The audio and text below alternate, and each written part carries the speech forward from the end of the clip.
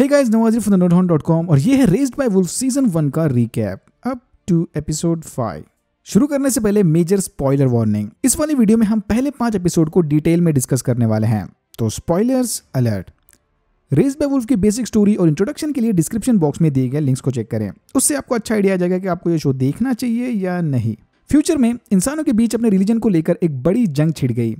एक साइड थे सोल के मानने वाले रिलीजियस इंसान यानी मिथरेक, और दूसरी साइड थे किसी भी रिलीजन को न मानने वाले नास्तिक यानी एथियस्ट। इंसानों ने अपनी इस लड़ाई में मॉडर्न हथियारों के साथ साथ रोबोट्स या एंड्रॉइड्स की भी मदद ली थी, जिसके कारण इस लड़ाई में अर्थ की अच्छी खासी बैंड बज गई। फिर अर्थ को तबाह करने के बाद मिथरेक स्पेस में किसी और हैबिटेबल प्लैनेट की तलाश में निकल गया।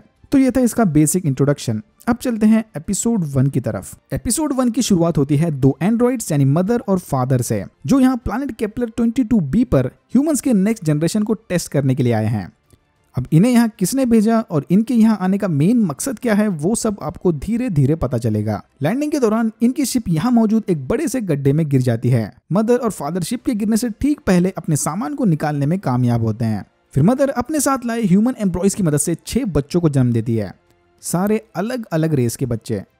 फिर दोनों एंड्रॉइड्स यहाँ पर अपनी एक छोटी सी कॉलोनी बनाकर और स्पेस मूल्यों को उगाकर अपना गुजारा शुरू करते हैं। देख के लग रहा है कि यहाँ इनका काम बस इतना ही है, एक प्लैनेट को ढूंढकर ह्यूमंस की नई कॉलोनी बना दो। एंड्रॉइड्स चाहते हैं कि वो आने वाली पीढ़ी के ह्यूमंस को रिलीजन से दूर रखें, ना ही इनके बीच रिलीजियस डिफरेंसेस होंगे और ना ही ये आपस में लड़ेंगे, और इनकी सोच भी थोड़ी लॉजिकल हो जाएगी। मतलब इनके सारे बच्चे नास्तिक होंगे, और ये इधर का काफी स्ट्रिक्ट रूल है। गलती से भी अगर मदर ने इन्हें प्रे करते हुए देख लिया तो बस खत्म समझो। मदर और फादर दोनों जानते हैं कि एक दिन इनकी रोबोट बॉडीज काम करना बंद कर देगी। बस इससे पहले कि इनका ब्रेकडाउन हो, उन्हें यहाँ पर ऐसा इन्वायरमेंट बनाना है कि आने वाली ह्यूमन जनरेशन इनके बिना जिंदा रहना सीख सके। इसीलिए ये अपने बच्चों से स्पेस मूल्यों की खेती करा रहे हैं, उनको घर बनाना सिखा रहे हैं, और साथ ही साथ उन्हें रिलीजन के डिसएडवांटेजेस भी बता रहे हैं, ताकि ये लोग हमेशा नास्तिक बने रहें। एक दिन इनकी बेटी टैली रास्ता भटक कर गायब हो जाती है। इन्हें लगता है कि शायद टैली यहाँ मौजूद गड्ढों में से किसी एक गड्ढे में गिर गई।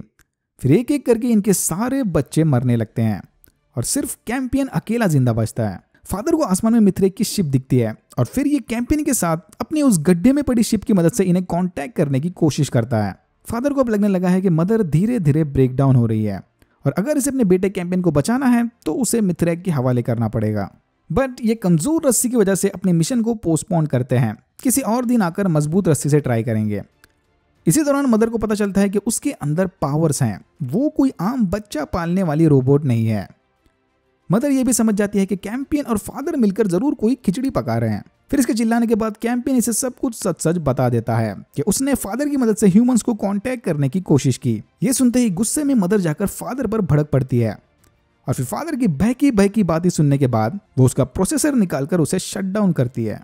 जैसे ही कैंपियन को फादर के शट डाउन होने के बारे में पता चलता है, वो मौका देखकर उस शिप की मदद से ह्यूमंस को सिग्नल भेजता है। फादर को मारने के बाद मदर का भी जबरदस्त ब्रेकडाउन होने लगता है। ये देखकर कैंपियन वहीं बाहर ग्राउंड में अपने मदर के साथ सो जाता है। अगली सुबह मिथरेक का एक ग्रुप लेड बाय मार्कस इनकी कॉलोनी को ढूंढ लेते हैं। मिथरेक को लगता है कि शायद कैंपियन उनकी प्रोफेसी का हिस्सा है, एक ऐसा बच्चा जो इनका मसीहा बनकर मिथरेक की सारी मिस्ट्री सॉल्व करके ह्यूमैनिटी को लीड करेगा।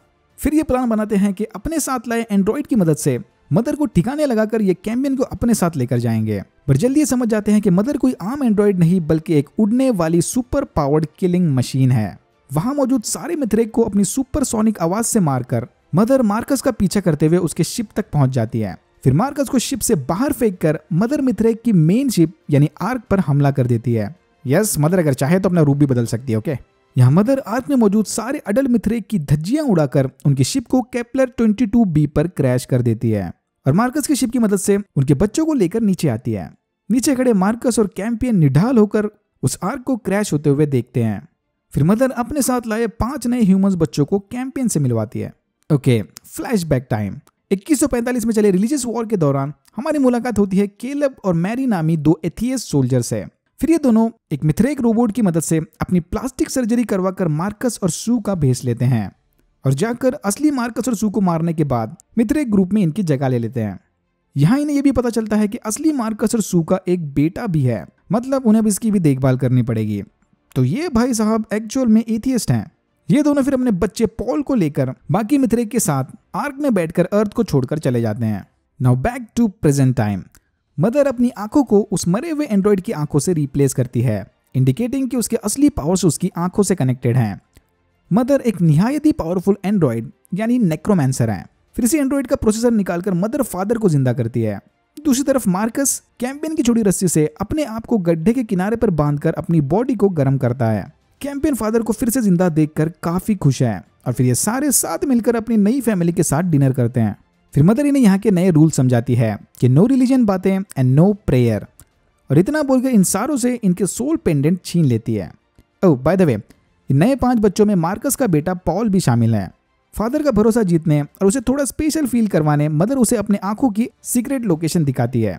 इसने अपनी आंखों को इमरजेंसी सिचुएशन के लिए यहाँ पर छुपा कर रखा है। रात में अपने नए सिबलिंग से बात करते दौरान कैंपियन को पॉल का पालतू चूहा बहुत पसंद आता है। फिर पॉल हंटर के थोड़ा फोर्स करने के बाद जबरदस्ती वो चूहा कैंपियन को देता है। यहाँ हंटर कैंपियन को बताता है कि उसके पहले सिबलिंग्स की मरने की वजह कोई बीमारी नहीं बल्कि मदर है। मदर ने ही शायद एक्सीडेंटली अपने नेक्रोमैंसर पावर्स की मदद से धीरे धीरे अपने ही बच्चों को मार डाला। फिर ये पांचों कैंपियन के मना करने के बावजूद भी चुपके से प्रे करने लगते हैं। जैसे ही मदर को कैंपियन के नए पालतू चूहे के बारे में पता चलता है, वो उस पर गुस्सा होकर वो चूहा वापस पॉल को देने के लिए कहती है और पॉल को उसका पालतू चूहा वापस मिल जाता है। मदर भाप लेती है कि टेम्पेस्ट प्रेग्नेंट है, इसीलिए वो उसे दूसरे बच्चों से अलग करके स्पेशल रूम में रखती है। यहाँ टेम्पेस्ट इसे बताती है कि इसका बच्चा उसकी मर्जी से नहीं हुआ। जब ये लोग हाइबरनेशन में थे तब इनके चर्च के सेकंड हाईएस्ट रैंक मेंबर ने इसका रेप किया था।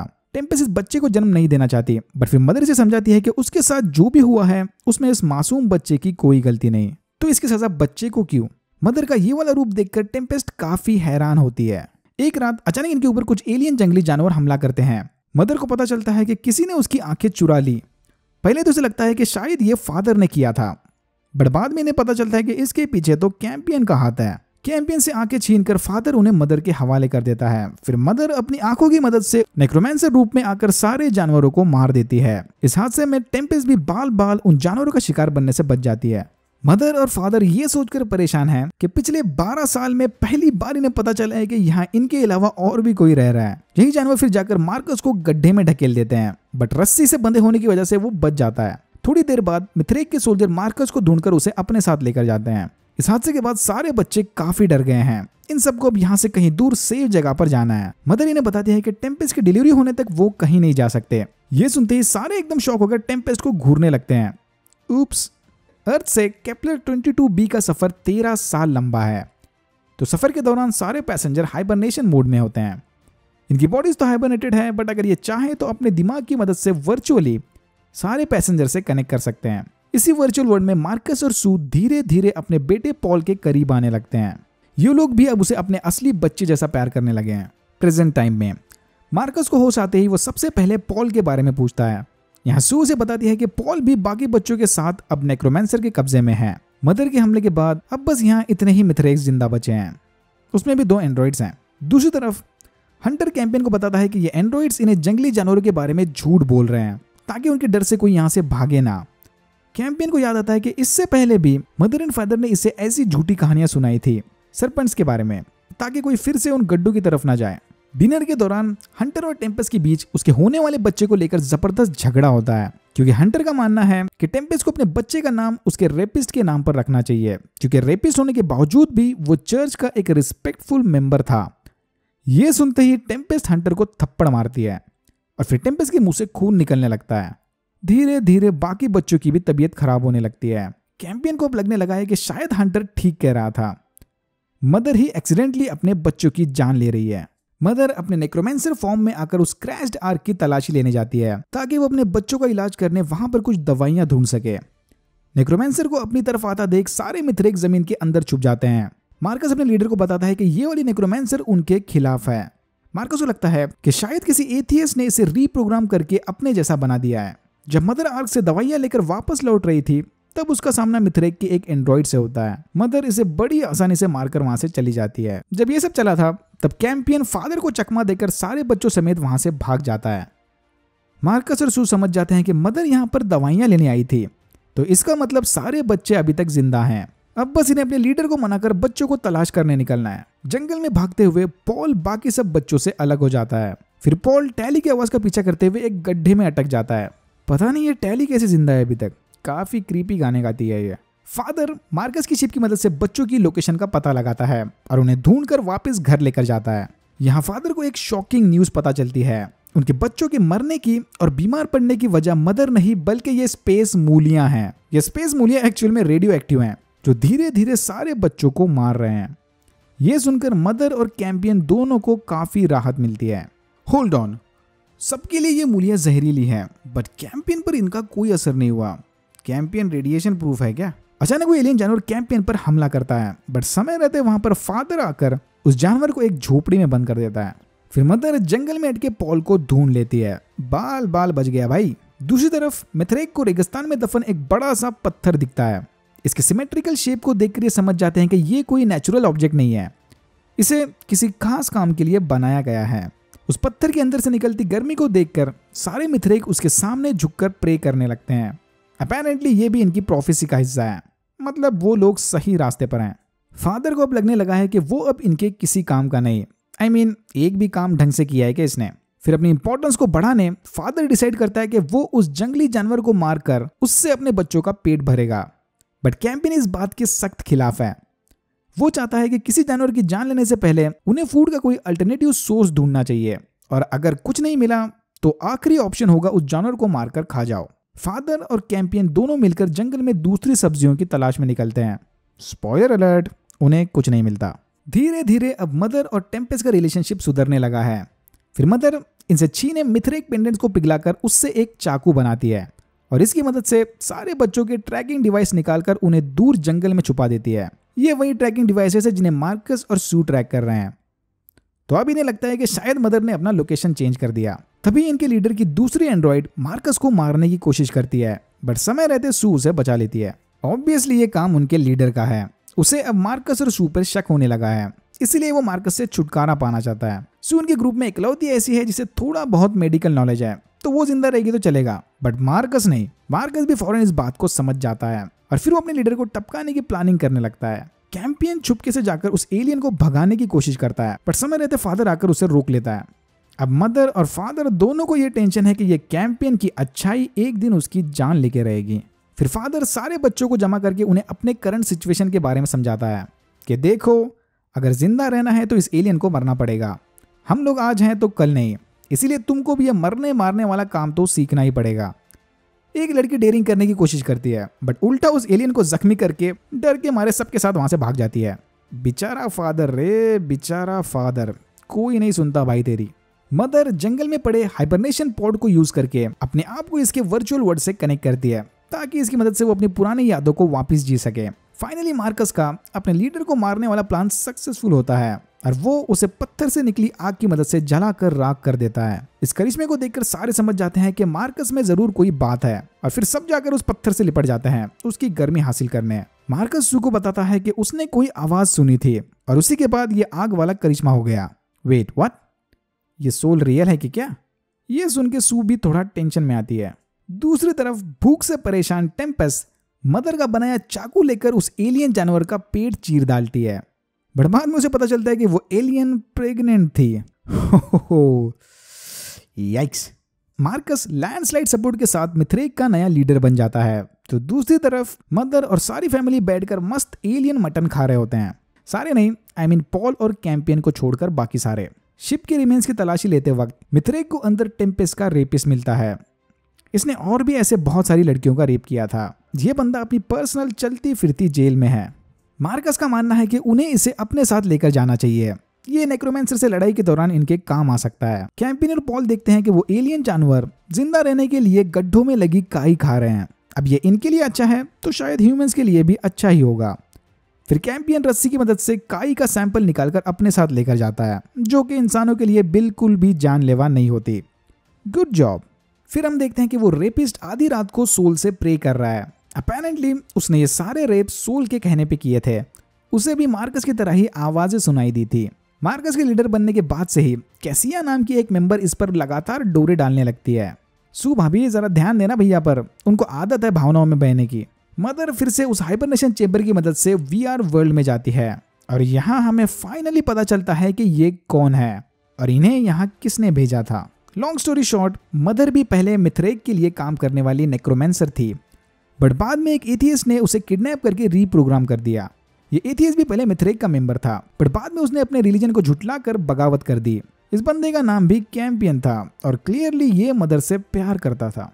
इसने अपनी पूरी कोशिश करके मदर को एक किलिंग रोबोट से इंसानों की सेवियर बना दिया और इसी ने फादर के साथ मदर को केपलर 22b पर भेजा था ताकि ये लोग यहाँ पर आकर एक एथियस्ट सोसाइटी बनाए और इंसानियत को बचा सके।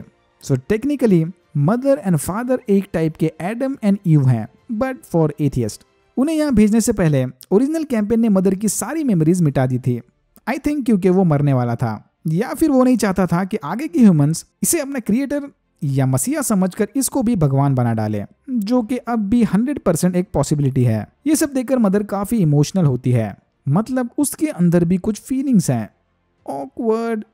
वापस आकर मदर देखती है कि टेम्पेस्ट ने कुछ खाकर सुसाइड करने की कोशिश की है, बट समय रहते वो उससे उल्टियां करवाकर उसे बचा लेती है और मदर उससे वादा करती है कि चाहे अब कुछ भी हो जाए वो अब किसी को मरने नहीं देने वाली। वो ट्रैकर से आता है जो मदर ने जंगल में छुपाए थे, उसे कोई ढूंढकर अपने साथ लेकर जाता है और उसकी मदद से मिथरेक के लिए जाल बिछाता है। मतलब उसे पता नहीं था कि उसके लिए मिथरेक आएंगे, जो भी ढूंढने आएगा उसके लिए जाल बिछाता है। एक फेल अटेम्प्ट के बाद मिथरेक समझ जाते हैं कि ये सारा एरिया बूबी ट्रैप्ड है। फिर अचानक इनका सामना उस अननोन शख्स से होता है जो एकदम सुपर ह्यूमन स्ट्रेंथ वाली छलांगे लगाकर वहां से भाग जाता है। जो भी है, ये चीज इंसान तो बिल्कुल नहीं लगती।